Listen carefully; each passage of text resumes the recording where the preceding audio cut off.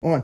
Hello, guys, and welcome to another very special Out of the Fast Lane podcast. I am your host, Brady Hauser. On today's show, we got NASCAR Gander Outdoors at the Camping World Truck Series driver that they changed that last year. Christian Eckes, driver of the number 98 Thor Sport machine. We'll talk with him here in a second. Quick couple things. The giveaway that I posted on Facebook and Instagram just the other day will be drawn this Saturday, so make sure you guys enter the giveaway if you haven't already. It's very easy. It's free. You don't have to. There's nothing. No links to click on. Nothing. You just tag a couple people and give me a follow, and that's how you're entered. But other than that, we got Christian. Like I said, we got Christian on here today. Christian is you're kind of familiar with my area of the woods. You're from you grew up in Middletown, New York, obviously. What were some of the racetracks as a little kid you got to hit for, like, in the New York area? Is it dirt racing and asphalt? Yeah, so I didn't honestly follow dirt racing. Obviously, OCFS was, always the big dirt thing, and it had Syracuse and stuff like that. I never went to Syracuse. I just wanted to. Went to OCFS a couple times, but for the most part, I just stayed to the asphalt racetracks. My home track was Bethel Motor Speedway in White Lake, New York. I went to Chemung pretty often, Waterford Speed Bowl pretty often. And those three were really like the only ones that I really ran up there. There's another one that used to be Mountain Speedway. I think it's like Evergreen now or something like that. So there was a couple short tracks I went to up there. For the most part, I just ran Bethel when I went up there. And then when I came down south, I raced kind of all over the place. So, yeah. Mm-hmm. So what were you racing at Bethel, may I ask? Yeah, I started in the Bandolero division, and then I moved to the Legend Car division in 2014. I just ran those for 1 year, though, and then haven't been back since. Mm-hmm. So I'm familiar with Bethel. I've actually been there before. Very flat racetrack, which I kind of like. There's a lot of the asphalt tracks you go to. There's a lot of banking on them, and that's one of the rare tracks that's just straight flat. And you just get to use the wheel, let the wheel do its work. So you started racing Legends at the age of 13. What was like getting your first time going into a Legends car? What was going through your mind getting to hop into a race car like that? Yeah, obviously I kind of pumped up the Legend Car Series for the first 4 years of racing a Bandolero because of the fact that that was kind of the next step. And I always thought that Legend Car drivers were kind of badass. So, as soon as I got in one, it was pretty fun. Obviously I liked it a lot. It took me a little bit to kind of get used to the different driving styles and stuff like that it takes to run one of those. But overall, I felt like I adapted pretty well. Unfortunately, I didn't win the national championship that year, but tied and finished second. So that's what it is. Mm-hmm. So you grew up racing Legends cars, and then you moved into the super late model world. That's where you got kind of discovered for NASCAR. You went into Arca. First of all, are you racing Nashville in the upcoming week? When that comes to the schedule, you wouldn't be racing Nashville? I will not be this year. No. Well, you made your first start at Nashville in the Arca Series. You made your first start at Nashville Fairgrounds. What can the fans look into for that racetrack? Being that it's a new track on the schedule for the Cup Series, they've never ran there before. What are the fans looking for, and what's it gonna be like? Yeah, so I actually won at National Fairgrounds. We'll be going Oh, Cup okay. Series, stuff like that. We'll be going to the Super Speedway. It's a little bit different there, but seeing the track a few times, the Super Speedway itself, it's a pretty cool racetrack. Obviously, I feel like the schedule changes that NASCAR did this year. It's just going to be interesting. New racetracks and something we haven't seen in a while will definitely be cool to see and understand. So definitely looking forward to watching for that one. Mm-hmm. So you made your ARCA start for Venturini Motorsports. They're obviously well known in the ARCA series. What was it like getting to run for a team like Venturini that's got so many years in the sport? Yeah, it was really cool. I still talk to Billy, Kathy, and Big Bill, and Emily, on a daily basis because it was just such a family experience, and we went through a lot. Obviously the team kind of was struggling when I first got there. And Billy, over the 2017 off season, made a lot of big commitments and kind of made the team back to what it was, and even better, in my opinion. So it was really cool to go through that transition of struggling to run it pretty well and then to win the championship. In our final year was definitely something special. So this is actually going to be a little side question. This is probably very interesting. This is probably going to be a good story. How did you first get introduced into the racing world? Yeah, so I always had, like for speed or whatever you want to call it, but I always raced, had tracks set up around our property when I lived in New York for go-karts and like off-road go-karts and stuff like that, and quads and dirt bikes and stuff like that. And I always liked going fast and stuff like that. I wanted to get into road go-kart racing. But honestly, they would never return our phone calls, so we never were able to do that. My dad's friend started racing at Bethel, actually, in the sports division, and we saw the Bandolero cars go around, and I was like, oh man, that'd be pretty fun. So I ended up renting a car and just kind of went from there, and we bought a car and bought two, and then it just moved on from there pretty much. So basically, here's a better way to put it in perspective. And you said you're a need for speed. Let's go with Talladega Nights, Ricky Bobby. I want to go fast. That's pretty much that's where you're coming at. Yeah. So you raced dirt bikes?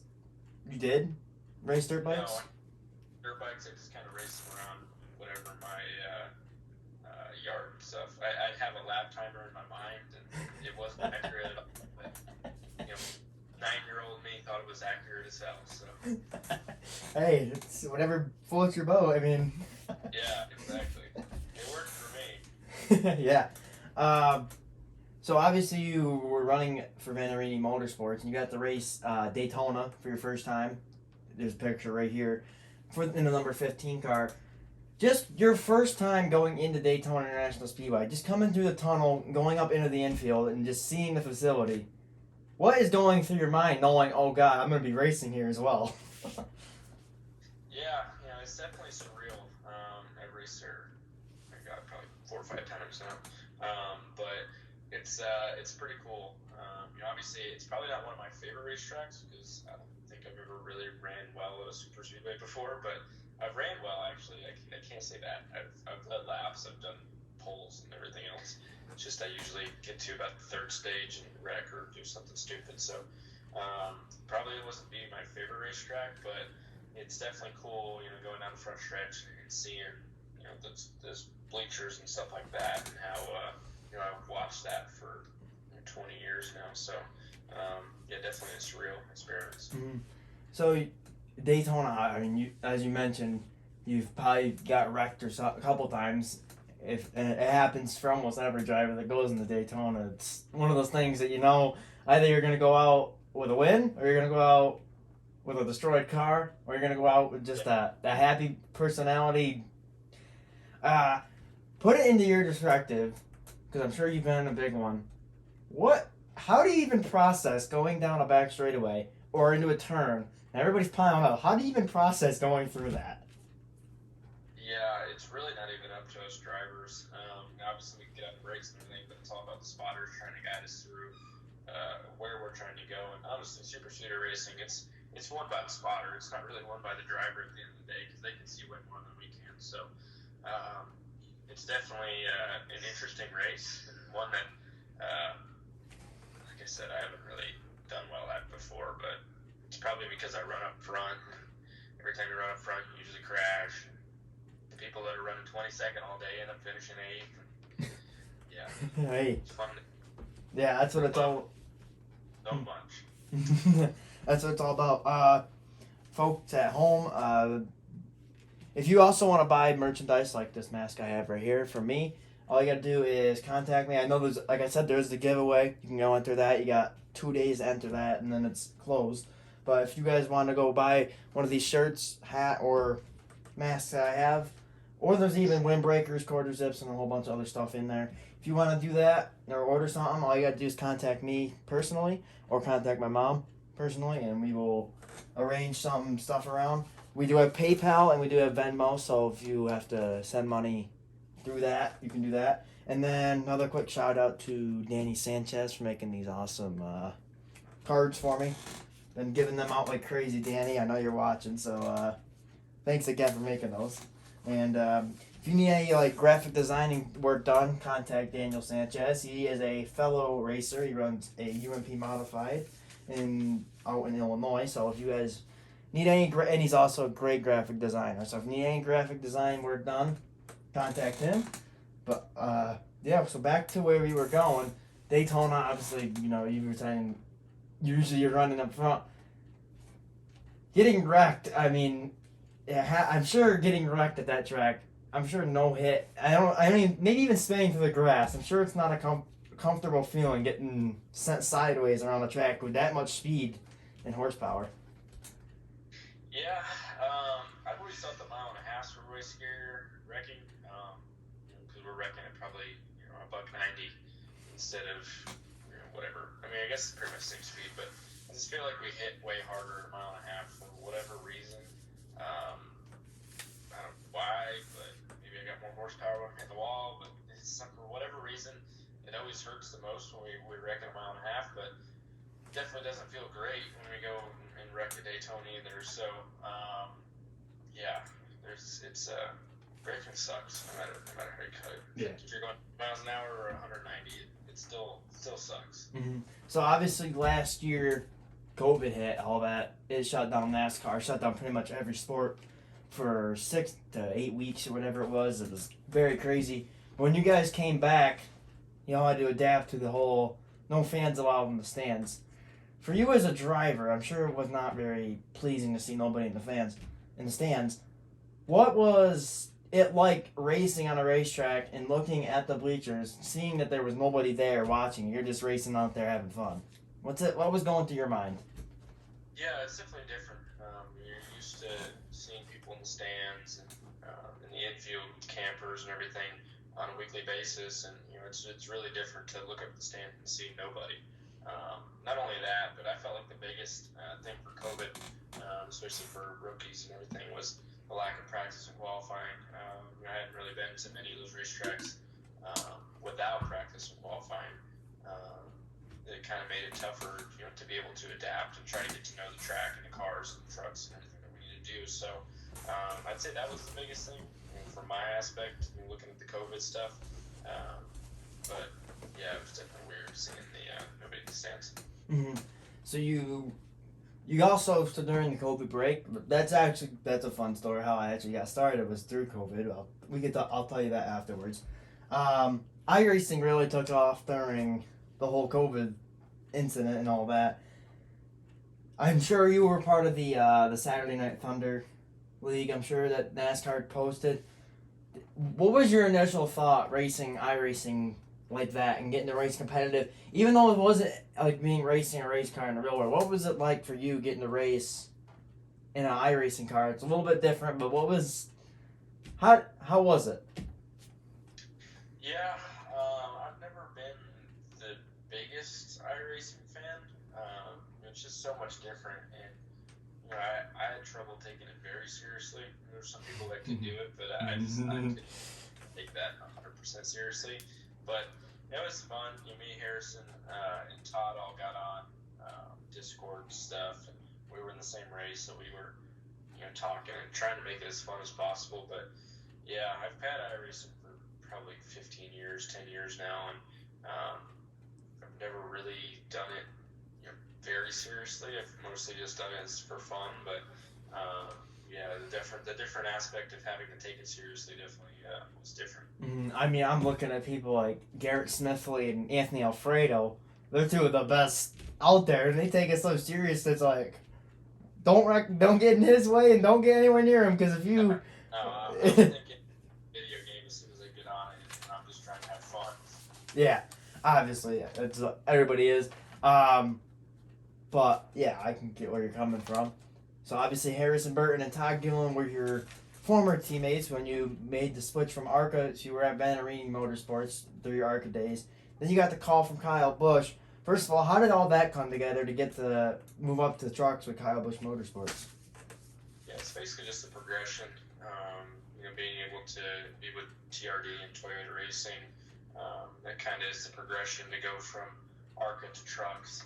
So I had 2 part-time years for last year where I ran full-time, so kind of built into running full-time. Yeah. Mm-hmm. So obviously Kyle Busch being one of the most, I wouldn't say controversial, but one of the most, like, let's say bad guys in racing. Having him as a boss, what's it like getting to be with somebody that's, fans are like, there's fans that like him and there's fans that have some words for him that we can't say on the show. But what was it like getting to race for somebody like controversial like that? Yeah, I mean, honestly, he's really not what the media portrays 100%, honestly. He's a super nice guy that's very helpful. Obviously has very high expectations of his drivers and what he wants them to do, but he's also very understanding on what we're fighting and what we need. So I always thought he was a great owner. A lot of people say that he'd come in and scream at you and all that other stuff if you didn't run well, but for the most part that didn't happen. It happened to me a few times, but it was if I did something really stupid. So always be grateful for that opportunity he gave. Mm-hmm. So you got to race Canadian Tiger Raceway as well back in 2018 before they discontinued that. Just getting to race up in the Canadian border, I know it's a lot different from racing down out in the States and New York and all that stuff and racing down here.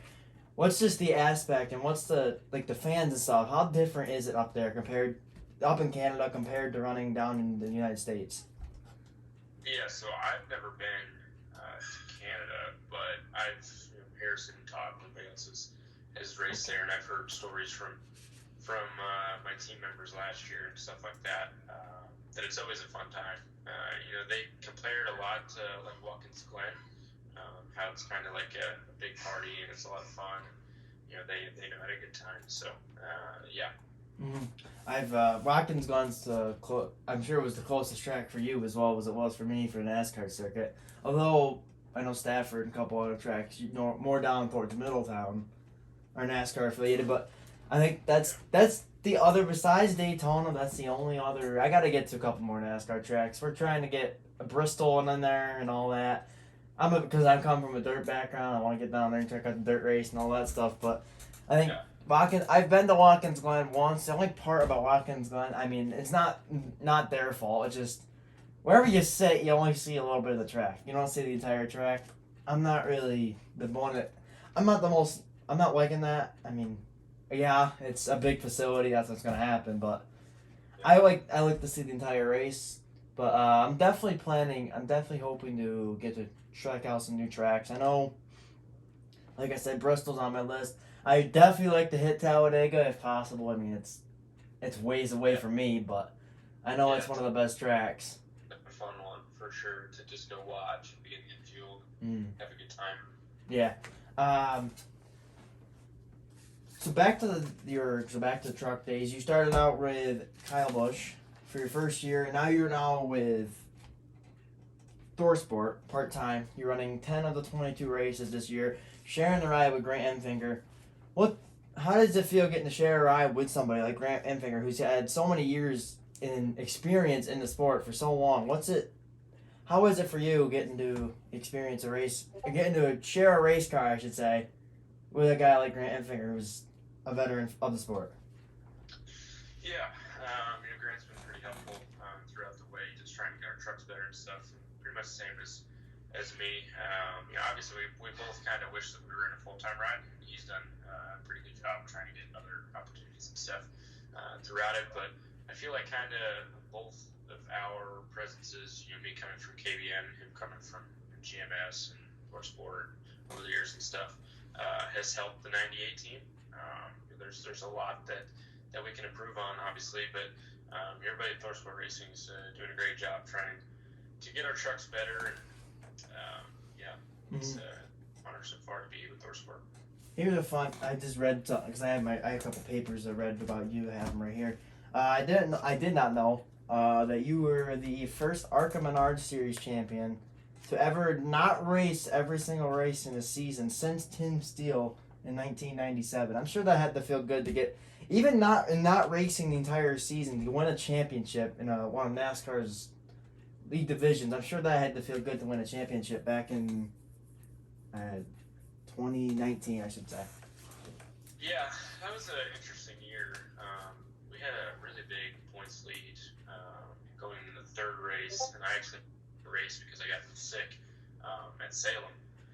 And we were only 80 points down, really. What killed us the most is that we went to Talladega the next week, and it was like 26 or something. So we were 180 points down, which really, I mean, it's manageable, but it's pretty tough. And we were able to claw throughout the year, and we still had hiccups throughout the year, but we got lucky a few times, got some points, and put us in a position to go race for the championship at the last race. Mm-hmm. We were able to get the guy we needed to beat to win the championship, and it was definitely exciting. Mm-hmm. So that's pretty awesome, Ray. I apologize. I didn't read about that. That's on me for not knowing that. It's actually pretty cool for me to get to interview a NASCAR champion. I've never interviewed somebody like this, so that's awesome. Right there, yeah. It's a pretty lame championship trophy. I'll be very honest with you.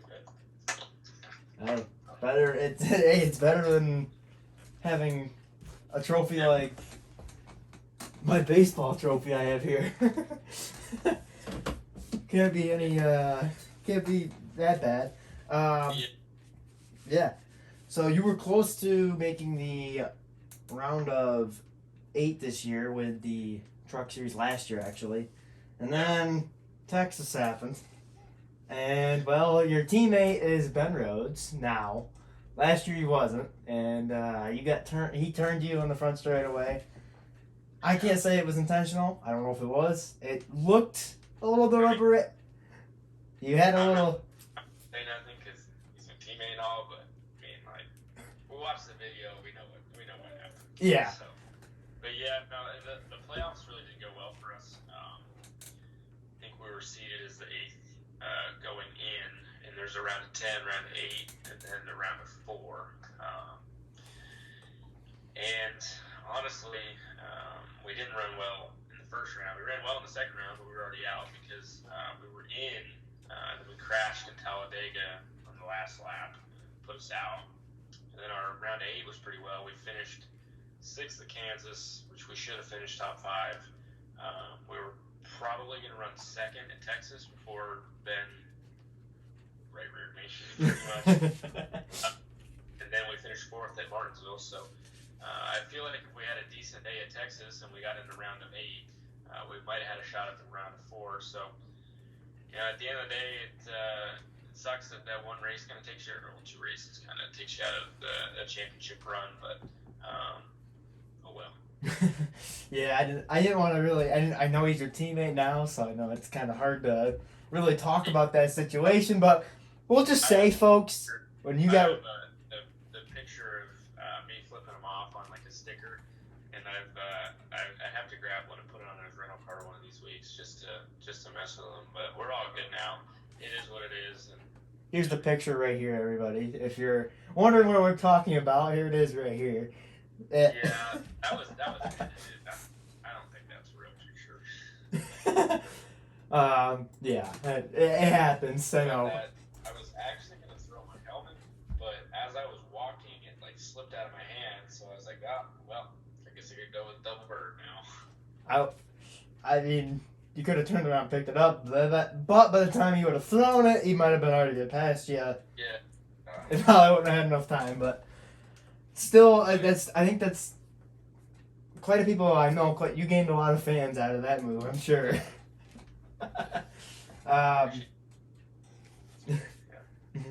I'm not going to keep you here all night, so I'm going to ask a couple more questions for you.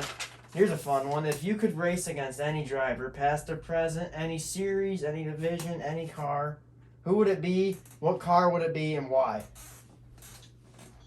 God, there's so many. Oh, man.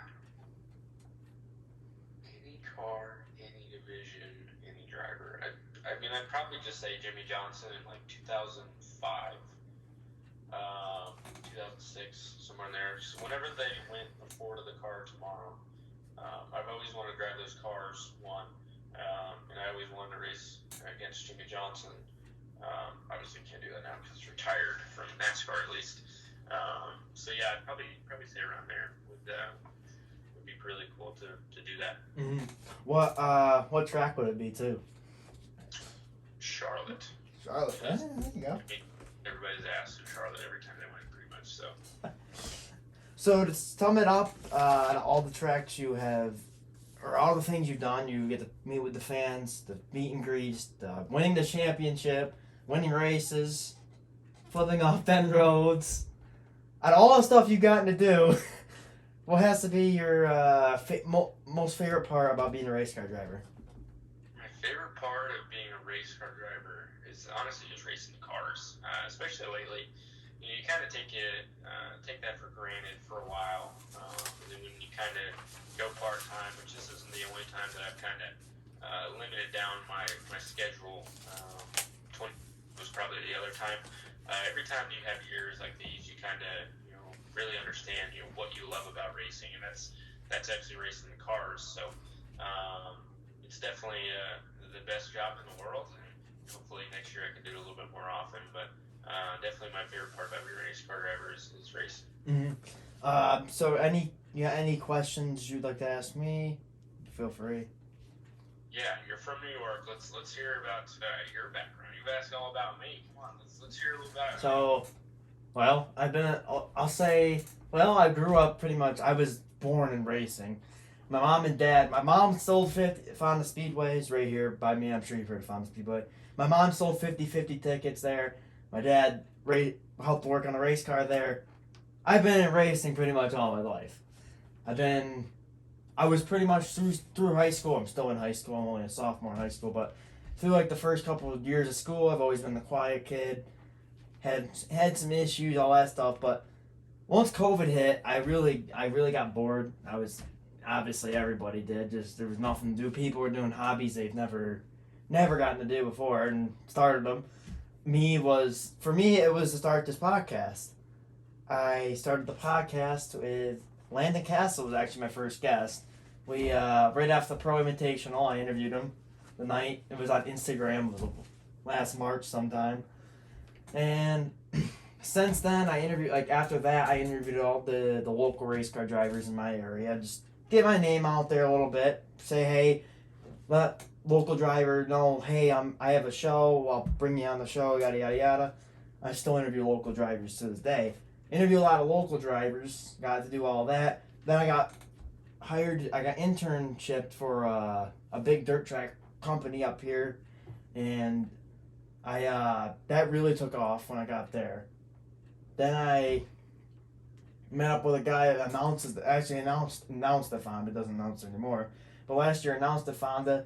I got to call a couple races with him down there at Fonda, which that was pretty awesome. It was my home track I lived at pretty much all my life. Getting to announce a race, that was awesome. I did that. Then went up to another track, did some announcing up there, yada yada yada. That. Kept the podcast going, interviewing guys like Rafael Lassard, I mentioned that earlier to you, and a couple other drivers like that, Tanner Holmes, a couple other popular people. Name really got out there, and then I went down to Speed Weeks in February, and because, like I said, dirt background, a lot of that. Went down for Volusia, and I did go to the Daytona 500 truck race. I don't know if you were in the truck race, were you? This past year, no. No? Okay. Well, I went down there. And I did I covered all the racing down at Volusia. Got to interview Kyle Larson and Joey Logano, which was awesome. But interviewing people like Kenny Wallace, Logan Schuchart, and Tim McCready, guys I've watched and grown up, and they've been heroes of mine as a kid. That was awesome. And I mean, you far know Kenny Wallace is just he's a whole nother person. He's just one of the funniest guys you'll meet and one of the nicest guys you'll meet. So that was very cool. Funny interview with him. And it's really taken off. I mean, like I said, now I have my own merch line, all that. just I've been trying to keep stuff going, and you know, it's really taken off. I'm happy where it's gone. It's one of those things that it only happens in one in a dozen people will actually go out and want to do that. Like a lot of kids will go up to talk to you. I'm sure you've experienced it. They're nervous as ever. Get to talk, just like they're shaking. For me, I've just learned to just stay calm, you know. And that's what, like when I was interviewing Logano and Larson and you right now. I mean, I was a little nervous, as you can tell, but just stay calm, you know. It'll be all right. But yeah, that's really where. And here I am now interviewing you. I interviewed Stuart Friesen quite a bit because he runs a local track. He runs a Fonda Speedway every week, and he's one of the best, if not the best, besides Jumpin' Jack Johnson to ever step foot at Fonda. And that's pretty cool to see him up here. I get to interview him. A lot of fans like him, so it's cool to see that. A lot of dirt fans, so it's progressing. I mean, I have a goal. I wanna be a commentator at Fox. I wanna be the Regan Smith and getting to go down on pit road and interview you, and maybe in a couple of years we'll be able to do that. I'll be able to interview you right here, right down on pit road at a track or something for TV. But that's my overall goal. But for right now, I mean, keeping smiles on people's faces, making people happy, producing content, interviewing drivers from all over the country. I mean, like I said, I interview people from Illinois, people from Florida, people from California. It's a citywide, statewide podcast that's just, and surprisingly, it's only got over 200 subscribers. It's really, that's what surprises me the most. It's only got that many subscribers, but I get a lot of views and I get a lot of comments and a lot of people know me, so that's pretty cool. But yeah, that's where I'm standing at right now. Yeah, you should be proud, man. It sounds like you've built something really cool. Yeah. Anything else? I'm good, man. I'm gonna let I always let drivers do this. Sponsors, anybody you gotta talk, shout out. It's all yours. Yeah, obviously Dorsal Racing, Twitter Racing, Farm Paint, Protect the Harvest, Curb Records. Get a couple more coming out here soon. That'll be announced, but yeah, it makes the old 98 go around in circles. Well, best of luck to you this weekend at Kansas. Catch Christian Eckes this Saturday, right? This Saturday on Fox. The time, I think 7:30. I don't know, somewhere around there. Okay. 6:30 or 7:30. Yeah. Well, catch him this Saturday night, racing the Truck Series in the number 98 Thor Sport machine. Again, Christian, I'll talk to you afterwards. Christian, thanks for being on the show. And if you guys are, like I said, if you guys are new here and you haven't subscribed, make sure you hit the subscribe button. Hit the little bell. There's a little bell right next to the subscribe button. That is the notification bell. You won't miss a notification when I am uploading a video. And again, if you want to get merchandise, all you gotta do is contact me or my mom. And other than that, hope you guys enjoyed this episode. Again, thanks again for coming on the show, Christian. Any last words to the fans watching? Yeah, just follow me on Instagram, Twitter, whatever you want. Become a fan. I'm pretty active, so if you have any questions, you can DM me, and I'll try to answer as quick as I can. All right, sounds good. So again, thank you guys for watching. I hope you guys enjoyed this episode, and we have a busy weekend coming up, by the way. We got Fonda Speedway Saturday, and then the Glenridge Motorsports Park season opener Sunday, so we'll be there for that. And other than that, hope you guys have a great rest of your week, great rest of your night, all that. And take care.